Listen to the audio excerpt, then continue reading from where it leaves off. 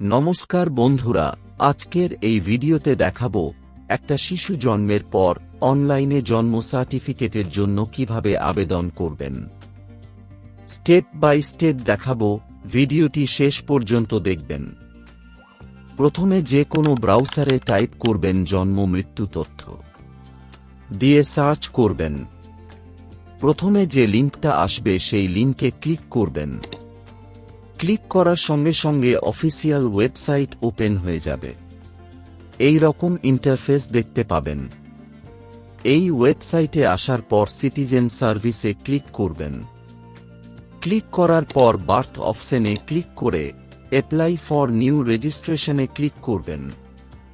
Click করার পর এই রকম পপ আপ আসবে। এখানে মোবাইল নাম্বার এন্ট্রি করবেন এবং গেট ওটিপিতে ক্লিক করবেন।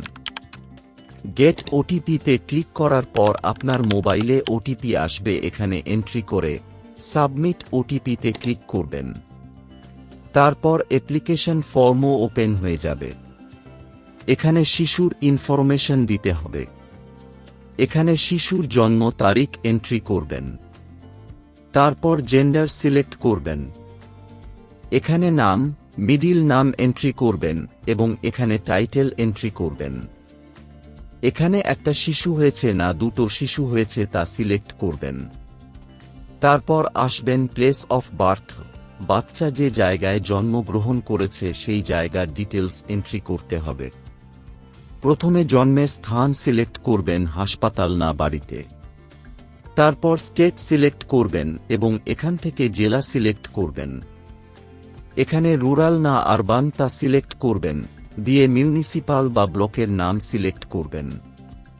তারপর ওয়ার্ড বা পঞ্চায়েত তা সিলেক্ট করবেন এবং এখান থেকে গ্রামের নাম সিলেক্ট করবেন ও পিন কোড এখানে এন্ট্রি করবেন।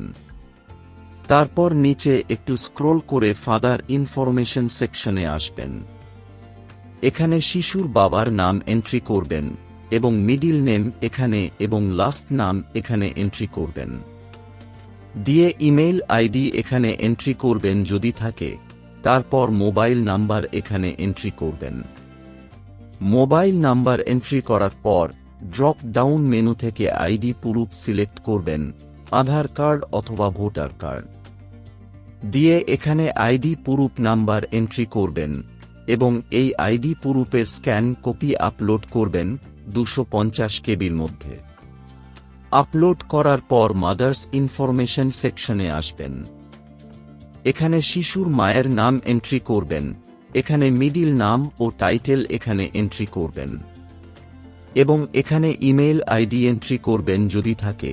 মোবাইল নাম্বার এখানে এন্ট্রি করবেন, দিয়ে এখানে আইডি প্রুফ সিলেক্ট করে এবং এখানে আইডি নাম্বার এন্ট্রি করবেন এবং আইডি প্রুফের স্ক্যান কপি আপলোড করবেন 250 কেবির মধ্যে। তারপর নিচে একটু স্ক্রল করবেন এবং শিশুর জন্মের সময় মাতার ঠিকানা কোথায় ছিল এই সেকশনে আসবেন। প্রথমে বিল্ডিং নাম্বার ও নাম এন্ট্রি করবেন। এখানে হাউস নাম্বার এন্ট্রি করবেন। দিয়ে আছে স্ট্রিট নেম এখানে এন্ট্রি করবেন। তারপর এখানে পোস্ট অফিসের নাম এন্ট্রি করবেন। এখানে পিন কোড এন্ট্রি করবেন। পিন কোড এন্ট্রি করার পর এখান থেকে স্টেট ও জেলার নাম সিলেক্ট করবেন। তারপর রুরাল না আরবান তা সিলেক্ট করবেন। সিলেক্ট করার পর মিউনিসিপাল বা ব্লকের নাম এবং গ্রামের নাম সিলেক্ট করবেন। শিশুর জন্মের সময় মাতার ঠিকানা এবং স্থায়ী ঠিকানা সেম হয় তাহলে এখানে টিক মার্ক দেবেন। যদি আলাদা হয় তাহলে এখানে ম্যানুয়ালি এন্ট্রি করতে হবে। শিশু যদি হাসপাতাল ছাড়া নিজের বাড়ি বা অন্য কোনো জায়গায় জন্মগ্রহণ করে তাহলে তার তথ্য এখানে এন্ট্রি করতে হবে। তারপর পিতা ও মাতার তথ্য সেকশনে আসবেন। এখানে প্রথমে শিশুর পিতা কোন ধর্মে বিলং করে তা সিলেক্ট করবেন এবং শিশুর পিতার শিক্ষাগত যোগ্যতা কি তা সিলেক্ট করবেন। এখানে শিশুর পিতা কি কাজ করে তা সিলেক্ট করবেন। দিয়ে আছে শিশুর মাতার শিক্ষাগত যোগ্যতা ও মাতা কি কাজ করে তা সিলেক্ট করবেন। তারপর আসবেন আদার্স ইনফরমেশন সেকশনে।